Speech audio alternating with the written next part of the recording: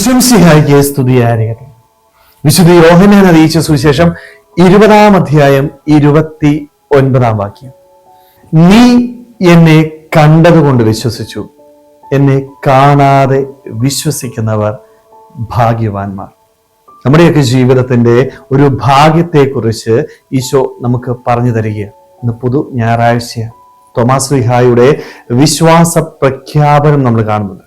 Thomas ശ്ലീഹായുടെ ഈ വിശ്വാസ പ്രഖ്യാപനത്തിന് ശേഷം ഈശോ തോമായോട് പറയുന്ന വാക്കുകളാ: ദേ, നീ എന്നെ കണ്ടതുകൊണ്ടാണ് വിശ്വസിച്ചത്, ദേ, കാണാതെ വിശ്വസിക്കുന്നവർ ഭാഗ്യവാന്മാർ. നമ്മുടെയൊക്കെ ജീവിതത്തിന്റെ ഭാഗ്യം.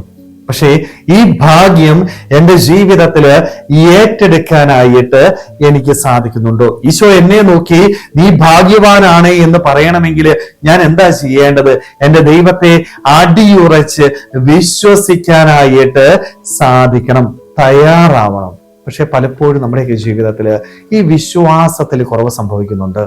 പ്രതിസന്ധികൾ ഉണ്ടാകുമ്പോൾ, പ്രയാസങ്ങളും ബുദ്ധിമുട്ടുകളും ഒക്കെ ഉണ്ടാകുമ്പോൾ പലപ്പോഴും ദൈവത്തില് അടിയുറച്ച് വിശ്വസിക്കാനായിട്ട് നമുക്ക് സാധിക്കുന്നില്ല. ദൈവത്തെ തള്ളിപ്പറയുന്ന, കുറ്റം പറയുന്ന വ്യക്തികളായിട്ട് നമ്മൾ മാറുകയാണ്. പ്രതിസന്ധികളിലാണ് പലപ്പോഴും നമ്മുടെ വിശ്വാസം നഷ്ടപ്പെട്ടു പോകുന്നത്.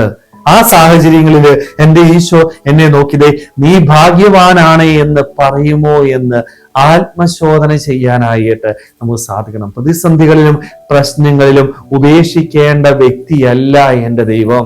പ്രതിസന്ധികളിലും പ്രശ്നങ്ങളിലും കൂടുതൽ വിശ്വാസത്തോടുകൂടി, ആഴമായ വിശ്വാസത്തോടുകൂടി ദൈവത്തിന്റെ ചാരെ വന്നെത്തുവാനായിട്ട് നമുക്ക് സാധിക്കണം. എന്നാൽ മാത്രമേ നമ്മുടെ ജീവിതത്തിൽ ഈ ഒരു ഭാഗ്യം നേടിയെടുക്കാനായിട്ട് സാധിക്കത്തുള്ളൂ. സ്നേഹമുള്ളവരെ, നമ്മുടെ ജീവിതത്തിലും ഈ ഒരു വിശ്വാസം ഉണ്ടാവട്ടെ.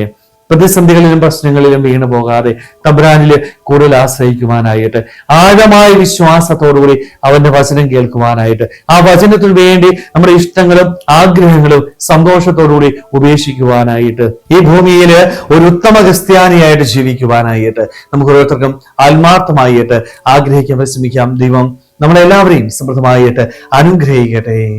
ആമേൻ.